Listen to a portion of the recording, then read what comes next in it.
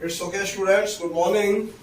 Today in English session मैं आपको बता रहा हूँ यूपीएससी पॉइंट ऑफ व्यू से इंग्लिश में आपको क्या पढ़ना है। तो सबसे पहले तो आप ये जान लें कि what is English. For your kind information, there is nothing in English except grammatically rules, regulations and dictionary. Means अंग्रेजी में कुछ भी नहीं। आपको अगर आपकी वोकैबुलरी मीन्स डिक्शनरी साउंड है, अच्छी है, और ग्रामर साउंड है, then there is nothing in English. ये दो चीजें हैं पर आपकी कमांड होनी चाहिए, rules, regulations as well dictionary, right. तो सबसे पहले आज हम आप लोगों को डिक्शनरी प्रिपेयर करना ही सिखाएंगे। Then how to prepare dictionary. आपको याद होगा बचपन में जब कभी क्लास में जो है टीचर्स होमवर्क देते थे तो वो कहते थे कि भाई इस लेसन की कल हम मीनिंग सुनेंगे स्पेलिंग सही, और जो स्टूडेंट नहीं याद करके आएगा, नहीं तैयार करके आएगा, उसे हम मुर्गा बना देंगे, राइट। तो हम उस समय डर की वजह से तैयार करते हैं, और जो चीज अंडर प्रेशर जितनी तेजी से तैयार होती है वो चीज उतनी ही तेजी से जो है क्या हो जाती है, हम भूल भी जाते हैं। क्लियर। तो हमें यहाँ पे प्रेशर लेकर के कुछ भी तैयार नहीं करना है। काम कुछ वही हम भी सिखाने वाले हैं, लेकिन नॉट अंडर प्रेशर। आपको किसी भी तरह का बिल्कुल भी प्रेशर या पेन लेने की आवश्यकता नहीं। क्लियर। अब हम तैयार कैसे करें इसको? तो डिक्शनरी तैयार करने के लिए आपके पास मान लीजिए वर्ड होते हैं। हमने आपको एक वर्ड दिया AZAR, अदर, राइट। क्या दिया? अदर। तो ये एक वर्ड है। वर्ड में हमें पता होना चाहिए कि ये जो वर्ड है इसकी स्पेशलिटीज क्या है, इसकी विशेषताएं क्या है, ये क्या है। दिस वर्ड इधर रिफर्स वर्ब, एडजेक्टिव और एडवर्ब। क्या है? प्रीपोजिशन क्या है? तो for your kind information, this is adjective. अब एडजेक्टिव क्या है ये तो आपको पहले ही 6, 7, 8 में पढ़ा होगा। जो किसी व्यक्ति, वस्तु की क्या बताए? विशेषता बताए। मीन्स एडजेक्टिव क्या होता है? An adjective is the word which qualifies any person और एनी थिंग।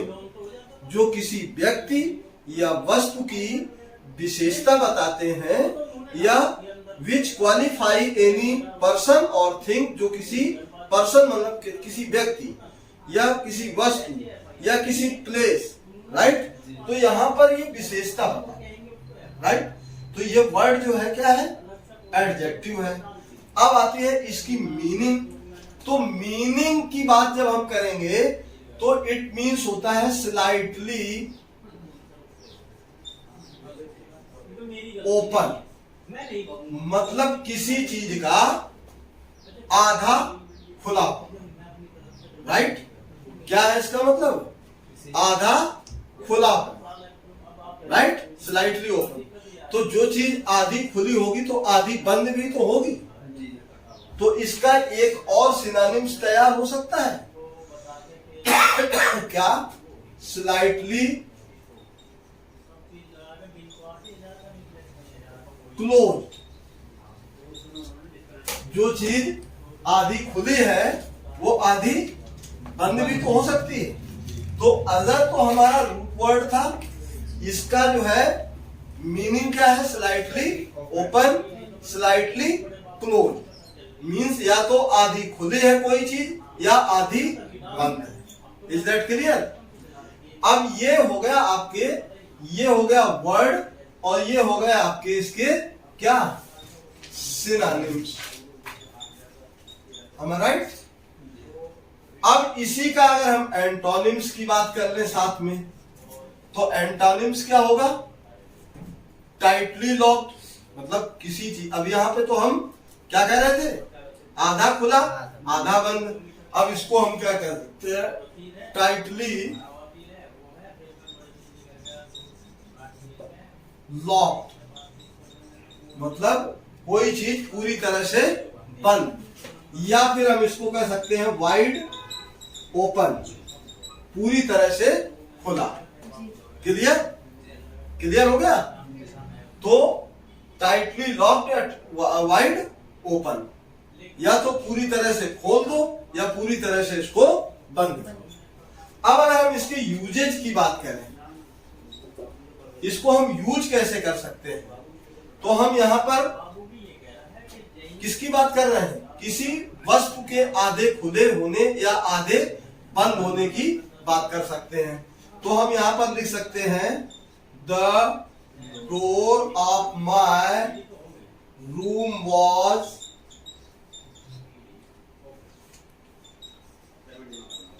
अजर, हमारे कमरे का दरवाजा आधा खुला हुआ था, या हम इसको कह सकते हैं आधा बंद था, ये भी तो कह सकते हैं। तो एक तो ये इसका सेंटेंस ये बन गया। दूसरे सेंटेंस में अगर हम इसको ये भी कह सकते हैं the door of my room was slightly open, या मैं ये भी कह सकता हूं the door of my room was slightly closed. Is that clear?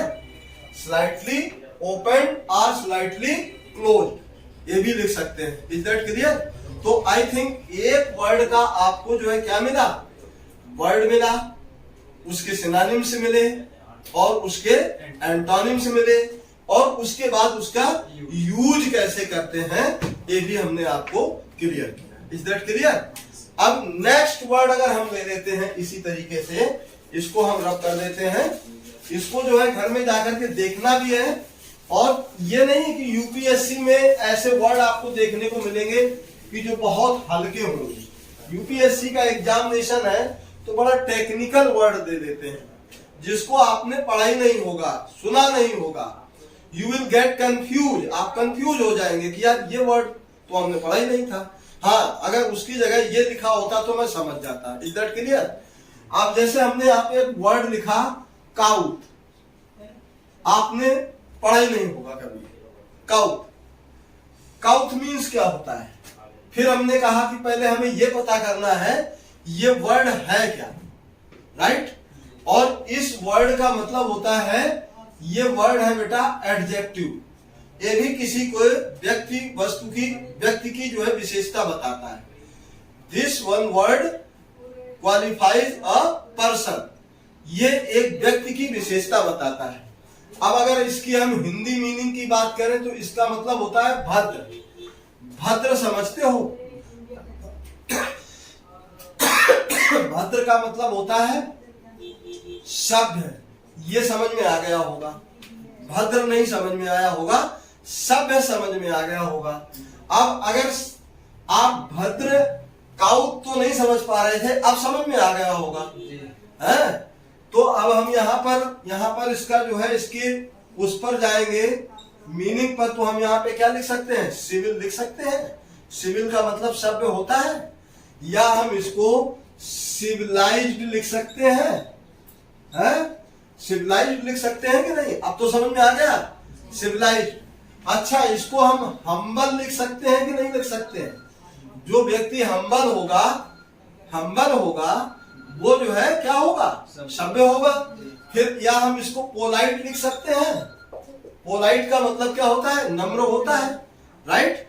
या हम इसको रिस्पेक्टेड पर्सन तो लिख सकते हैं, रिस्पेक्टफुल पर्सन या respected person. Is that clear? तो देखिए, ये हो गए आपके सारे के सारे क्या है? ये सिनोनिम्स है, पर्यायवाची। हिंदी की पर्यायवाची भी हो गया। भद्र मतलब शब्द, राइट? तो civil, civilised, humble, polite, right? ये आपके जो है क्या हो गए? सिनोनिम्स हो गए। अब इसके अगर हम एंटोनिम्स की इसी के विरुद्ध बात करें तो काउट का ठीक अपोजिट क्या हो जाएगा? अनकाउट हो जाएगा। इसका मतलब हो गया अशब्द, राइट? क्या हो गया? अशब्द। अब अगर हम इनके यूजेज की बात करने लगे तो हम ये लिख सकते हैं द पर्सन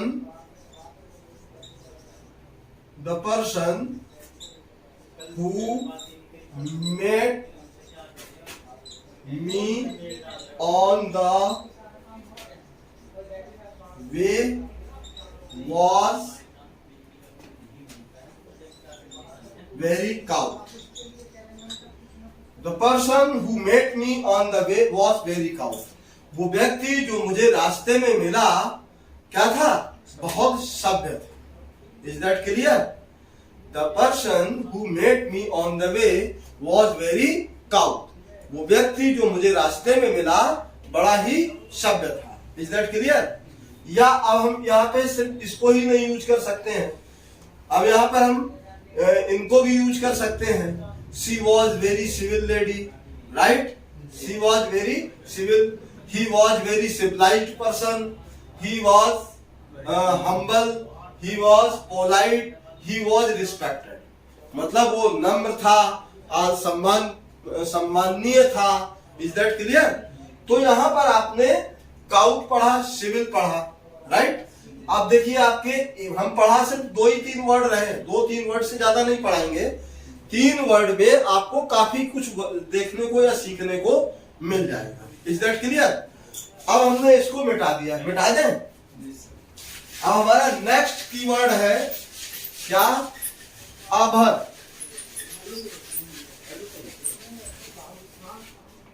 क्या है? अभर, ABHOR, अभर। अब इसके बारे में भी हम वही जानेंगे एक बार फिर से। ये वर्ड क्या है? तो for your kind information this is verb, right? और वर्ब क्या होता है?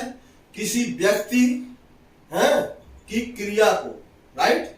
और क्रिया की डेफिनेशंस आपको पता है, किसी व्यक्ति का किसी काम में पाया जाना या किसी कार्य का होना, राइट? जब एक्शन हो रहा होता है या एक्शन करते हुए कोई पाया जाए, बट एक्शन भी होना चाहिए। ऐसा नहीं है कि अगर हम दीवार को धक्का दे रहे हैं, दीवार अपनी जगह से दूसरी जगह पर नहीं हो रही है, तो ये क्रिया नहीं है। क्रिया का मतलब होता है, या इसको साइंस की भाषा में अगर हम टेक्निकल लैंग्वेज में बात करें तो कहते हैं कि जब किसी वस्तु को बाह्य एक्सटर्नल फोर्स लगा करके अगर विस्थापित कर दिया जाए एक स्थान से दूसरे स्थान पर, तो वो क्या होता है? विस्थापन होता है, कार्य होता है। Is that clear? तो इसी तरीके से किसी काम का होना या करना, ये अगर पाया जाता है होना, तो जो है क्या होती है? वर्ब होती है। Is that clear? तो अब यहाँ पर अभर, ये तो क्लियर हो गया कि ये वर्ब है, राइट? अब इसकी अगर हम सिनोनिम्स की बात करें तो अभर मीन्स होता है हेट। अब आप लोग अभर तो नहीं पढ़े होंगे, लेकिन हेट पढ़ दिया होगा। I hate you, I love you, ये तो पूरे दिन चलता है, राइट? I hate. अब यहाँ पर हेट अभर एक ही चीज है। अब हेट का मतलब जब हम किसी से नफरत करते हैं, इट मीन्स हम उसको क्या नहीं करते हैं? उसको हम पसंद नहीं करते हैं, हम, राइट? यही तो है। तो हम यहां पर लिख देंगे हेट के बाद डिसलाइक, मतलब जिसको हम पसंद नहीं करते हैं तो वही उसी से हम हेट करते हैं। तो अभर, हेट, डिसलाइक। और डिसलाइक जिसको हम करते हैं इसका मतलब है हम उसकी निंदा करते हैं, राइट? उसका विरोध करते हैं, राइट? तो यहां पर हम एक वर्ड और जोड़ सकते हैं, वो होता है condemn, right? CONDEMN, condemn, right? मतलब निंदा करना। जब आपने कई बार सुना होगा टीवी चैनल्स पर कि प्रधानमंत्री ने इस घटना की क्या की है? निंदा की है, मीन्स कंडेम किया है, उस घटना को कंडेम किया है। Is that clear? तो हेट, डिसलाइक, कंडेम, ये आपके जो है क्या हो गए? सिनोनिम्स हो गए। अब अगर इसी के एंटोनिम्स का पर सीधे सीधे चले जाए तो अरे भाई सीधी सी बात है, अभर का मतलब अगर घृणा करना होता है तो इसका ठीक उल्टा प्रेम करना, इसका एंटोनिम्स हो गया, राइट। तो लव यू कर दो यहाँ पे, लव ये हो गया आपका क्या, एंटोनिम्स हो गया। एंटोनिम्स किसका है, ये एक दूसरे के अपोजिट है, इज दैट क्लियर।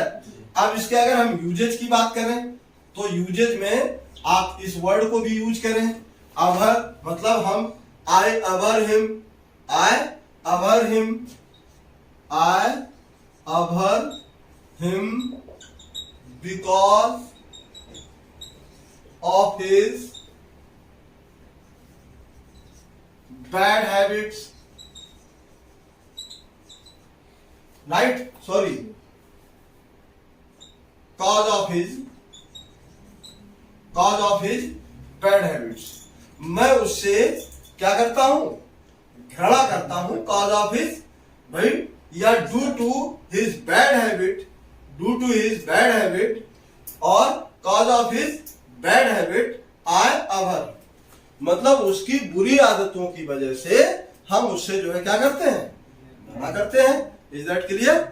अब इसी को हम यहाँ पे जहां पे अभर यूज किया है वहीं पर हम हेट भी यूज कर सकते हैं, डिसलाइक भी यूज कर सकते हैं और कंडेम भी यूज कर सकते हैं, इवन देन प्रोटेस्ट भी कर सकते हैं, बिकॉज ऑफ जो चीज हमें पसंद नहीं होती है उसका हम क्या करते हैं, प्रोटेस्ट करते हैं, विरोध करते हैं।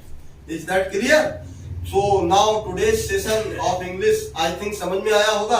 अगर आप लोगों को ये मेरा इंग्लिश सेशन समझ में आया है तो प्लीज मुझे जो है कमेंट बॉक्स में बताइए, ताकि मैं फर्दर क्लास को कंटिन्यू कर सकूं और आप लोगों को जो है इंग्लिश की grammars, vocabulary and how to make sentence as well story writing सब कुछ सिखाने वाला हूं।